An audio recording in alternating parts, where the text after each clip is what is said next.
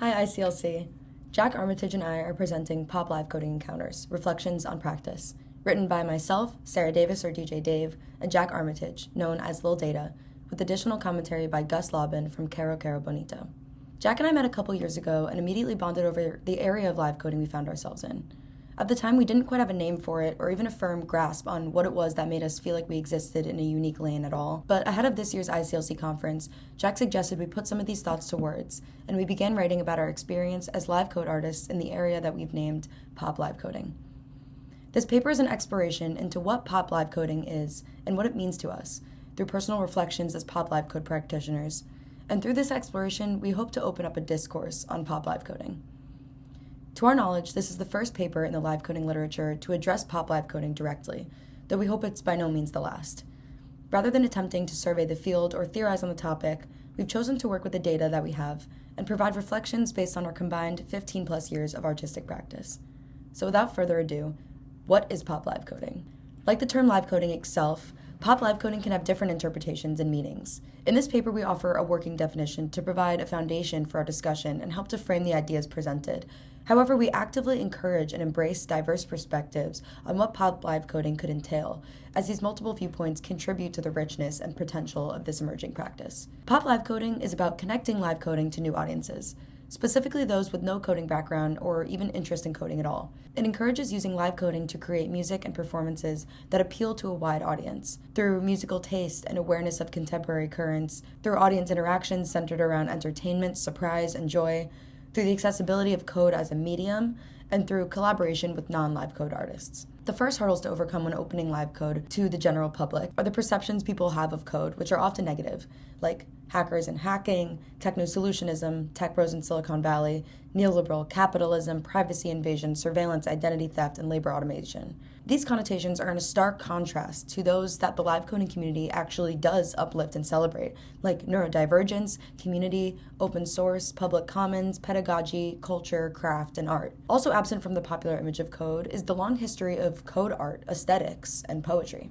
The differential perception of coding offers latent potential for Pop Live Coding to bring powerful and liberatory ideas into the public imagination, creating space to explore alternative identities and reformulate ideas of personhood. However, we must be aware of the shadow side of pop and its potential negative influence on live coding. Today's artists operate under increasing precarity, with a handful of artists making most of the revenue, while conglomerate music groups leverage technology like generative AI to consolidate power. Yet, AI in live coding practices prevents an opportunity to bring fresh ideas to the mainstream and subvert entrenched power dynamics.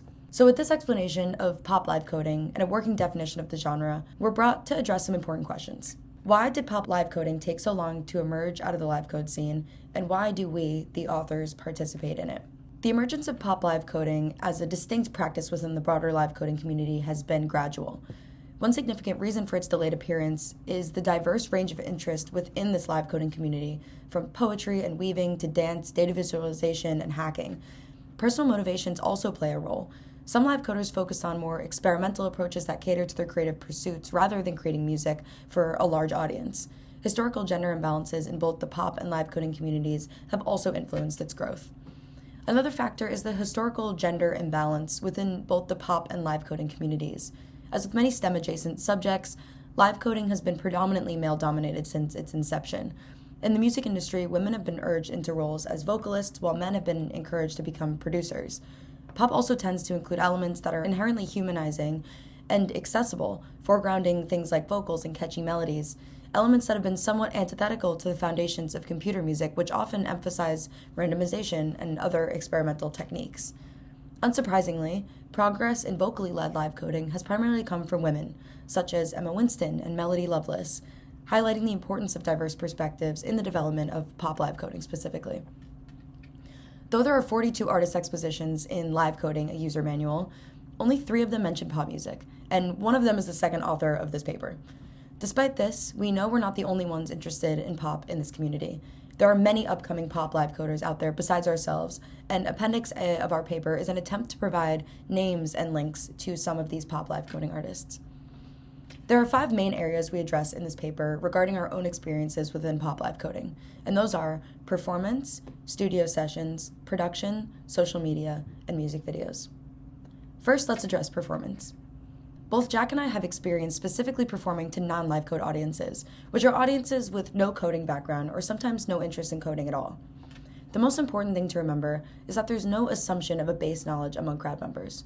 Storytelling in pop live coding is extremely valuable across all areas of the creation and release of music, and it's especially important in live performance because storytelling is a way that pop live coders can bridge this gap between live code performer and new audience.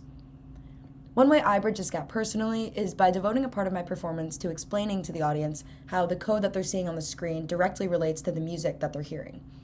In my opening set for JPEGMafia and Danny Brown from July to September 2023, I started my performance off by writing a simple function from a blank screen. This gave the audience time to interpret the code I was writing and ultimately bring them closer to understanding the methods that I was using to perform music for them.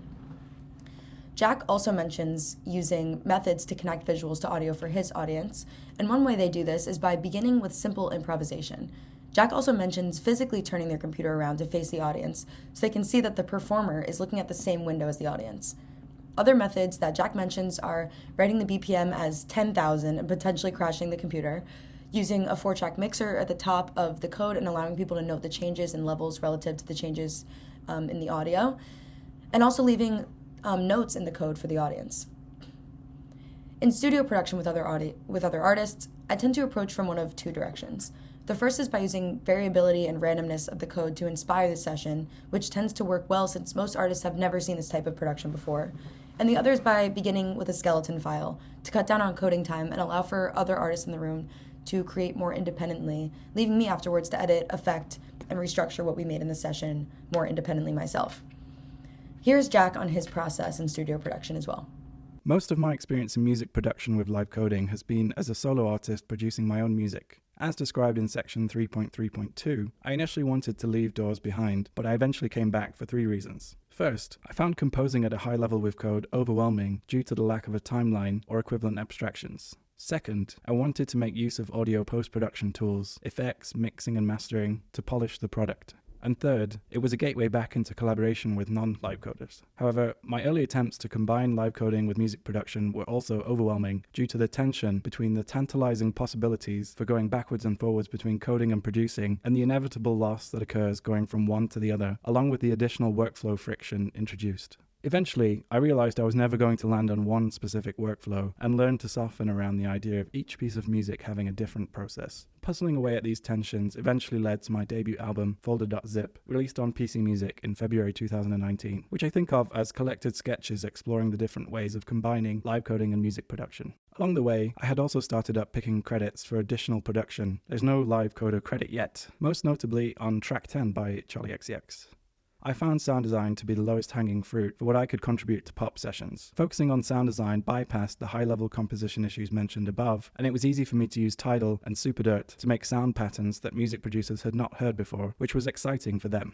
Composing live in the pop music session with other artists remains an underexplored area in my practice. I see it as a form of performance, one that I find much more intimidating than being on stage. I still long for live coding systems that either integrate better with DAWs or replicate some of their functionality for composing with visual abstractions of time with bidirectional editing between text and graphics. That would take the technical stress out of the equation and allow me to focus on the social and musical aspects. Next, here is Gus Lobban from Caro Caro Bonito on live coding from a pop producer perspective.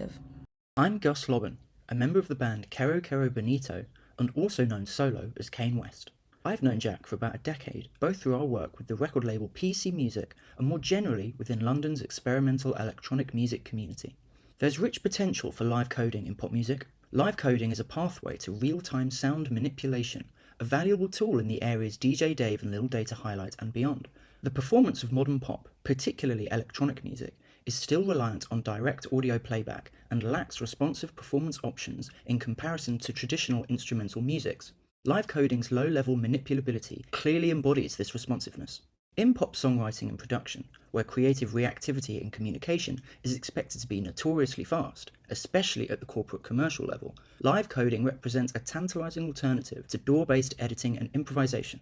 Perhaps one day, Tidal Cycle's instant processing will be as commonplace in songwriting camps as obstructive audio comping tasks or vague vocal jamming are now. Both DJ Dave and Lil Data describe how live coding's tropes variously inspire excitement and confusion in audiences. While I wonder if live coding's most popularly recognised trademarks, like projected blocks of code, performers focusing on laptop screens, and iterative drum patterns, risk losing their novelty in pop music's fickle aesthetic churn, the fundamental process of live coding remains innovative, and it's not hard to see how live coding could be implemented further in pop music. Coding's inherent interoperability opens the door to technologies that are highly desirable in pop music performance, like remote networking and I/O formats such as MIDI and timecode. There are major areas in pop music where live coding's presence could be expanded. DJing is one example, where the deceptively complex computation required to satisfactorily implement audio processes like master tempo, i.e. preserved pitch changes, logical music theory, and famously expensive equipment could all be taken advantage of by live coding's accessibility, speed, and low-level control. Live coding's presence in pop music feels like it may still sit as a primitive stage. However, such is coding's nature that it will only take enthusiasts with computers and reference manuals to advance the field, potentially changing music in the process and redefining our conception of programming's uses. DJ Dave and Lil Data have already set out on the path. Social media is another area that seems to capture key elements of the intersection of pop and live coding. My own experience on TikTok, which started in the pandemic and helped me grow my reach as an artist online, is a talking point from my perspective in this paper. And Jack's experience on Twitter, where he's experienced multiple viral moments from Aphex Twin and Charlie XCX remixes, for example, is a talking point from his perspective. In sharing work online, both Jack and I have created music videos that use code and their aesthetics differently to how they're usually presented in live coding performances. In music videos for both my song Array and Jack's song Burn, we incorporate certain pop elements as well as elements that we'd associate more with live coding. Just like in live performance, when interacting with audiences digitally as a pop live coder, consideration of the audience's interests, knowledge base, and attention spans with new information is something both Jack and I take into account regularly.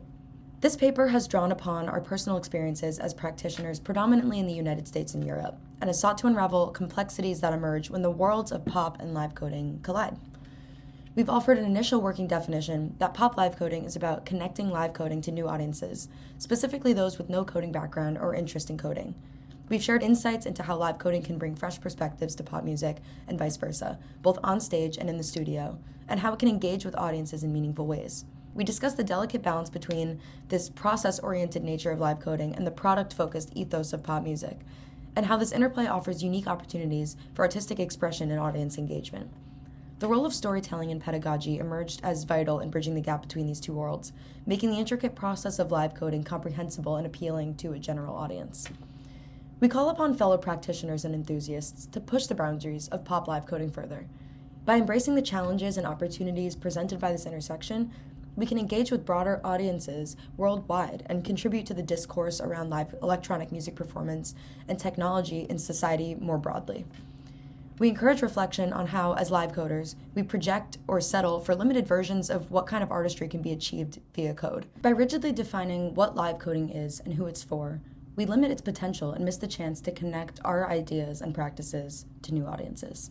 Thank you so much for listening, and we'll be joining now to answer any questions.